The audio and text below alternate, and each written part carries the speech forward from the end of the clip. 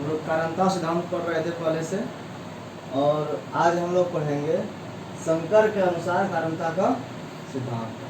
कारणता का सिद्धांत जो है ये है क्या, ये है कार्य कारण का सिद्धांत। इसी कहते हैं कारणता को, कार्य कारण का सिद्धांत।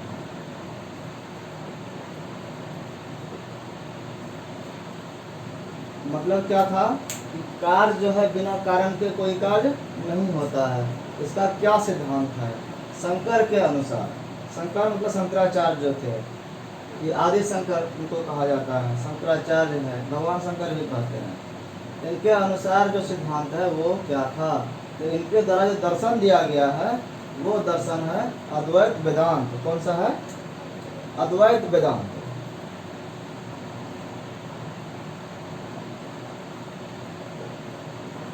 अद्वैत वेदांत दर्शन शंकराचार्य के अनुसार दिया गया है, और उनका जो सिद्धांत है, दर्शन है, वो इसी सिद्धांत पर टिका हुआ है।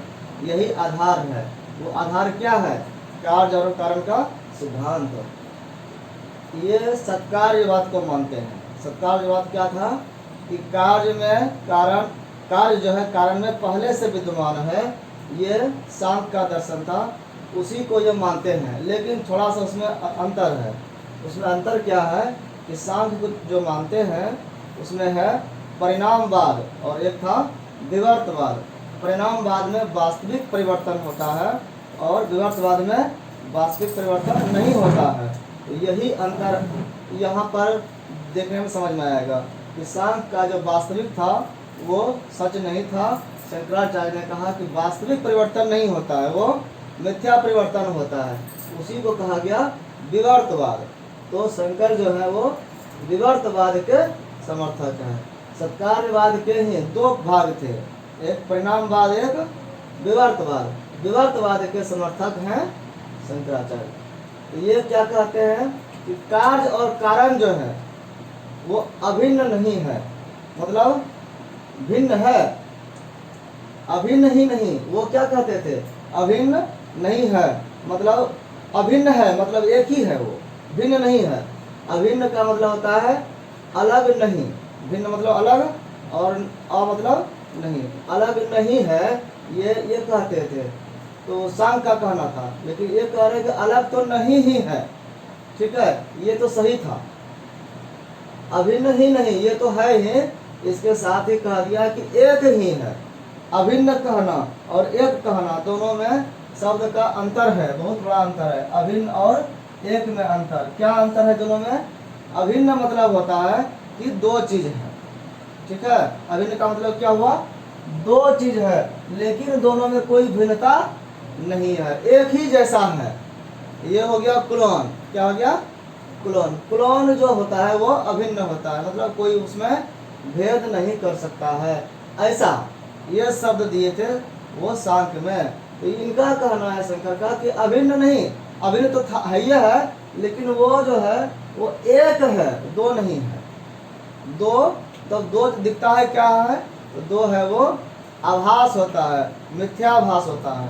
एक जो है ये ब्रह्म है, ठीक है, और ये जो है वो विश्व है, ये ही ईश्वर है। ये लेकिन हम लोग क्या समझते हैं कि ये अलग अलग न है। इनका कहना है कि वो एक ही है, वो भिन्न नहीं है। तो अभिन्न मतलब एक सा तो है, लेकिन एक ही है। तो इसका अर्थ क्या हो गया? कार्य और कारण एक जैसा तो है ही, एक ही है वो, ये अर्थ है। इसके लिए उन्होंने कुछ तर्क दिए कि कैसे हम कह सकते हैं कि वो एक ही है। इसके लिए ये निम्न तर्क है 9 गो, इसको हम लोग देखते हैं। क्या तर्क है? पहला कि कार्य और उपादान कारण में, उपादान कारण क्या हुआ? जिस मटेरियल से बनता है, ठीक है, कार्य जैसे कि मिट्टी से घड़ा बनता है, तो मिट्टी क्या हुआ? उपादान कारण। उपादान कारण से जो घड़ा बना, तो कार्य और उपादान कारण में प्रत्यक्ष के आधार पर कोई अंतर नहीं दिखता, दोनों में अंतर नहीं दिख रहा है। प्रत्यक्ष प्रमाण के आधार पर कि हम दोनों में देखते हैं कि दोनों में मिट्टी है, मिट्टी का अंश दोनों में, इसलिए अंतर नहीं दिख रहा है, एक ही जैसा लग रहा है। यदि कोई वस्तु किसी अन्य वस्तु में पहले से नहीं हो, अगर कोई वस्तु इसमें ये चीज नहीं है तो वो उससे उत्पन्न नहीं होगा। है तभी निकलता है, जैसे कि तिल में तेल है तभी निकल रहा है, अगर नहीं रहता तो नहीं निकलता। जैसे कि पत्थर में तेल नहीं होता है तो इससे तेल नहीं निकल सकता है। इसका अर्थ हुआ कि जिसमें पहले से कोई चीज है तभी वो चीज निकलेगा। ये दूसरा तर्क कहता है। तीसरा क्या कह रहा है? कार्य और कारण के बीच, मतलब ये जो दो चीज है इसके बीच कोई खाई नहीं है। खाई मतलब गैप नहीं है, कोई ये दूर रहेगा तब ना गैप रहेगा, एक ही चीज रहेगा तो गैप कहाँ से होगा? यही कह रहा है कि गैप नहीं है, दोनों क्रमिक एवं लगातार है। क्रमिक मतलब एक के बाद और लगातार मतलब एक साथ। तो ये जब एक ही साथ होता है तो ऐसा क्रमिक है कि वो पता ही नहीं चलता कि कब बदल गया। तो इसलिए ये अभिन्नता को सिद्ध करता है कि भिन्न नहीं है, वो क्रमिक और लगातार है कि वो पता नहीं चलता है। ऐसी कोई शुद्ध कारण वाला अवस्था ही नहीं है कि ये कारण है और इससे ये कार्य बना।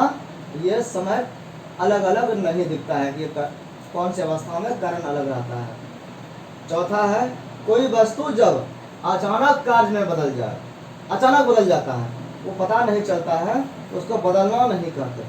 बदलाव जो है वो सिर्फ बदला जो वो बदलना नहीं कहते हैं, वो वही रहता है, उसको वही चीज कहते हैं। जैसे इसका उदाहरण भी है आगे में, कार्य कारण अभिन्न है, दोनों जो है अलग अलग नहीं है। उदाहरण इसका दिए हैं कि कपड़े का थान, कपड़ा का कोई थान है, थान मतलब समेटा हुआ कपड़ा, लपेटा हुआ जो गद्दी बनकर रखता है, तो वो दिखने में कैसा उसका आकार होता है? एक जैसा इस तरह का आकार है, गद्दी है तो ठीक है, इसमें लपेटा हुआ है। और जब इस कपड़े को खोलता है तो एक लंबी धारी बन जाती है, साड़ी ऐसा बड़ा, तो वो कह रहा है कि बंधा हुआ है और खुला हुआ है, दोनों तो एक ही चीज है लेकिन दोनों के आकार में परिवर्तन होता है। यही कह रहा है कि कपड़े का थान जो होता है जब उस खुलता है तो लंबाई और चौड़ाई में परिवर्तन हो जाता है। खुलने पर वास्तविक लंबाई पता चलता है कि कितना लंबा है, बंद रहता है तो पता नहीं चलता है, आकार में अंतर होता है। लेकिन क्या वो भिन्न है? वो अलग है? अलग नहीं है, भिन्न नहीं है। इसीलिए इसमें फर्क क्या है कि एक बंधा है, एक खुला हुआ है। ये सिर्फ आभास हो रहा है कि बदला, आकार बदला। उसी तरह से कह रहा है कि ब्रह्म और विश्व जो है इसी तरह बदलता है कि ब्रह्म जो है वो पैक है और विश्व जो है वो खुला हुआ है, बस है एक ही चीज। अगला है, कार्य कारण में अविभाज्य संबंध है। ऐसा संबंध दोनों के बीच है कि वो बांट नहीं सकते हैं, विभाज्य नहीं कर सकते हैं। और ये क्या है? बिना कारण के कार्य नहीं। ऐसा दोनों है कि ये हमेशा एक साथ रहने वाला कारण है। जब कारण होगा तो कार्य भी होगा, कार्य होगा तो बिना कारण का नहीं होगा। इसके लिए उदाहरण दिया गया है कि अगर हम कहें कि सोना का जेवर है और उसमें सोना नहीं है, ऐसा हो सकता है? जेवर बिना सोने का, सोना का जेवर नहीं हो सकता है, मतलब सोने का जेवर में वो सोना है। इस तरह से अगर जेवर सोना का है तो सोना उसमें ऑटोमेटिक है। वो ऐसा संबंध है कि कारण भी उसके साथ ही बंधा हुआ रहता है। वो इस संबंध में है कि वो अविभाज्य है, उसको अलग नहीं कर सकते हैं। अगला है, बाह्य परिवर्तन से दूसरी वस्तु नहीं बनता है। ये जो जैसे कपड़े का थान अलग हो गया, कपड़े के थान से कपड़ा खोलने पर जो ये परिवर्तन क्या हुआ? बाहरी परिवर्तन हुआ। बाहरी परिवर्तन जब होता है तो वस्तु का बदलना उसको बदलाव नहीं कहते हैं कि बदल गया। जैसे वो दूसरा उदाहरण दिए हैं कि कोई व्यक्ति है, वो बच्चा है तो उसका साइज इतना छोटा सा है और वो दिखने में जो लगता है, जब वो जवान होता है तो बदल जाता है ना, बूढ़ा होता है तो वो और उसका आकार प्रकार बदल जाता है। तो क्या व्यक्ति बदल गया? व्यक्ति तो वही रहता है, जो उसका नाम रखते हैं वही पहचानते हैं उसी नाम से। तो ये कह रहा है कि व्यक्ति एक ही रहता है लेकिन उसका आकार बाहरी कारण से बदलता है, बाहरी परिवर्तन होता है। तो उसके कारण बाहरी परिवर्तन को बस ये नहीं कहेंगे कि दूसरा वस्तु बन गया। कार्य कारण को भिन्न मानने पर, अगला तर्क दिए हैं कि अगर हम कार्य को अलग माने और कारण को अलग माने तो, और ये आंतरिक नहीं, ये एक है तब ना अविभाज्य संबंध है, ये आपस में ऐसा जुड़ा हुआ है कि अलग नहीं कर सकते हैं। लेकिन अलग अलग अगर हम मान लिए तो उसका संबंध जो है क्या हो जाएगा कि तब बाहर से कोई संबंध से जुड़ा हुआ है, किसी न किसी कोई बाहरी संबंध है उसके बीच में, तो मानने पर आंतरिक नहीं बाह्य संबंध हो जाता है, वहाँ एक बाहरी संबंध स्थापित हो जाता है। तो वो संबंध फिर क्या है उसको प्रूफ करना पड़ेगा ना कि वो किस संबंध से कार्य और कारण जुड़ा हुआ है। तो जो बाहरी कारण है उसको साबित करने के लिए हमको एक तीसरा पदार्थ का आवश्यकता होगा कि इस पदार्थ से हम ये साबित करते हैं कि वो ऐसा और इसके बीच में ये संबंध है। और तीसरा पदार्थ जब हम लाएंगे तो उन दोनों के बीच संबंध स्थापित हो जाएगा। लेकिन तीसरा कहाँ से लाया, इसके साथ क्या संबंध है, इसको साबित करने के लिए चौथा वस्तु की आवश्यकता पड़ेगी। इस तरह से चौथे को साबित करने के लिए पांचवा की आवश्यकता पड़ेगी। जैसे कहते हैं ना, एक झूठ छिपाने के लिए 100 झूठ बोलना पड़ता है, फिर भी वो झूठ छिपता नहीं है।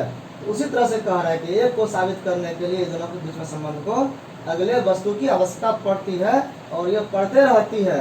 और लास्ट में एक समय मानना पड़ता है कि अब यहीं तक हो, इसको प्रूफ नहीं कर सकते हैं। तो इस तरह से जो व्यवस्था बनती है वो बिगड़ जाता है। उसी को कहते हैं अनावस्था दोष। वो अनअवस्था दोष हुआ, अवस्था जो होती है उसकी वो बिगड़ गया, अनअवस्था हो गया, और ये दोष है, ये सही चीज नहीं है, इसलिए अनअवस्था दोष है ये। और इसको कहते हैं फैलेसी ऑफ इनफिनाइट रिग्रेस। ये फैलेसी जो है इसके कारण ये दोष माना जाता है। तो हम क्या हुआ, दोष अगर निकल गया, कार्य और कारण को भिन्न मानने पर दोष निकला, इसका मतलब भिन्न ये नहीं है। हम लोग मैथ में थ्योरम प्रूव करते हैं ना, उसको नेगेटिव मान करके, कोई चीज़ बोला गया है उसको वो नहीं है ऐसा मान करके प्रूव करते हैं, और अगर वो गलत हो गया तो क्या हुआ कि हमने जो माना वो सही नहीं था। तो कार्य कारण भिन्न नहीं है, मतलब अभिन्न है। अगला है निमित्त कारण का कार्य। निमित्त कारण क्या था, वो एक व्यक्ति था जो उपादान कारण को कार्य में परिणत करता था। ये कह रहा है कि परिणत करना नहीं है उसका काम, वो बदलता नहीं है। निमित्त कारण किसी वस्तु को बदल देता है ऐसा नहीं है। यहाँ पर किसी ने कपड़े को थान से कपड़े में बदला, फैलाया, तो वो बदला नहीं, क्या किया उसने, विशेष रूप से सजाना है, विशेष रूप से उसको सजा दिया सिर्फ।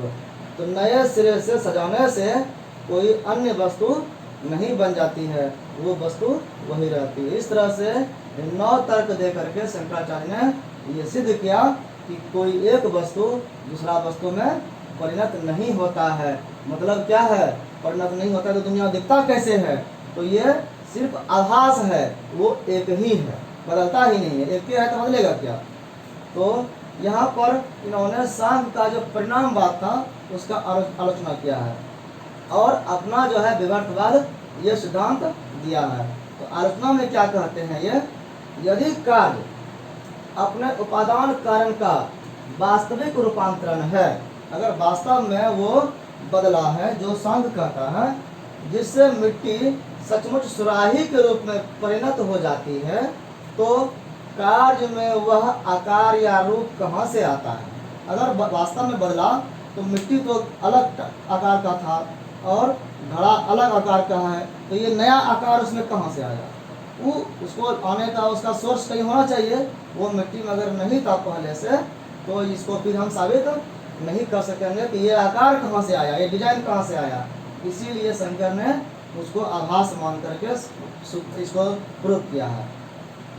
ये कह रहा है उसका कहाँ से आता है आकार या रूप, ये साबित नहीं कर सकते हैं। जिसका कारण में अभाव रहता है, कारण मतलब जिससे वो बना, उपादान कारण मिट्टी में घड़े का डिजाइन है नहीं है, तो घड़े में डिजाइन कहाँ से आ गया, तो वो डिजाइन उसमें है ही नहीं, और वो कारण में नहीं है, कार्य में आ गया। इसका मतलब क्या हुआ कि असत से सत की उत्पत्ति हुई, जहाँ नहीं था वहाँ भी कुछ हो गया। तो ये सिद्धांत जो है वो वैज्ञानिक नियम के विरुद्ध है। इसीलिए सांख्य के दर्शन को, इस विचार को आत्म विरोधी विचार का हासिल करना है। वो आपस में ही अपने बात से ही ये कट जा रहा है।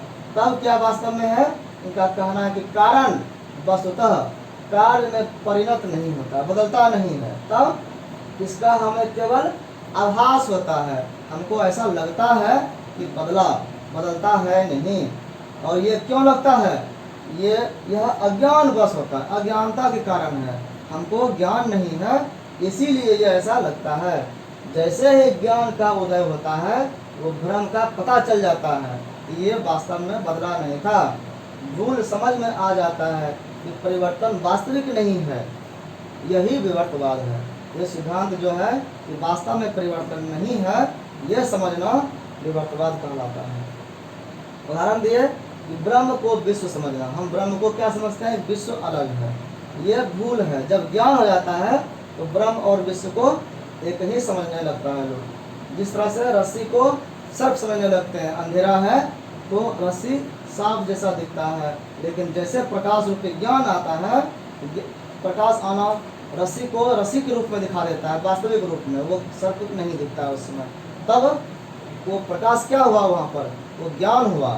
कोई सर्प है उसको रस्सी समझ लिए हम, अब पकड़ लिए, तो वो अंधेरा के कारण ऐसा होता है, मतलब अज्ञान के कारण ऐसा हो सकता है। लेकिन जैसे प्रकाश आएगा हम लोग जान जाएंगे। एक जो है किनका कहानी है, तुलसीदास का कि कालिदास का है, जिसमें वो पत्नी के पास मिलने के लिए गए, और कालिदास का है, पत्नी के पास मिलने गए और रात अंधेरी बारिश में चलते गए, और जब पानी से को नदी को पार करना था तो कुछ समझ में नहीं आ रहा है, तो मुर्दा बहता हुआ जा रहा था, लाश, उसको नाव समझ के उस पर चढ़ गए और नदी पार कर गया। घर पर जाना था, गेट लगा हुआ था, अब ऊपर खिड़की से घुसना था, तो बिजली कड़का, तो हल्का सा दिखा कि एक रस्सी लटक रहा है, उस रस्सी को पकड़ करके चले गए ऊपर। तो रस्सी क्या था? सांप था। तो ये जो है क्या है? भ्रम हुआ। भ्रम क्यों हुआ? क्योंकि वहाँ पर अज्ञान था, अज्ञानता था। अज्ञानता क्या था? उस समय रात थी, और दूसरा उनका दिमाग उस समय स्थिर नहीं था, एक पागलपन का भूत सवार था उस समय, उनका एक विशेष तरफ झुकाव था, इसलिए वो सच्चे ज्ञान को नहीं समझ सक रहे थे, वो सही गलत में फर्क नहीं मान पा रहे थे। तो ये उसी तरह का है, ये ब्रह्म को विश्व समझने जैसा, कि जिसको भ्रम को हम वास्तविक चीज़ समझ लेते हैं। इस तरह से शंकर का जो कार्य कारणता का सिद्धांत है वो ये कहता है कि विश्व ब्रह्म का वास्तविक रूपांतरण नहीं है, ये सिर्फ आभास मात्र है।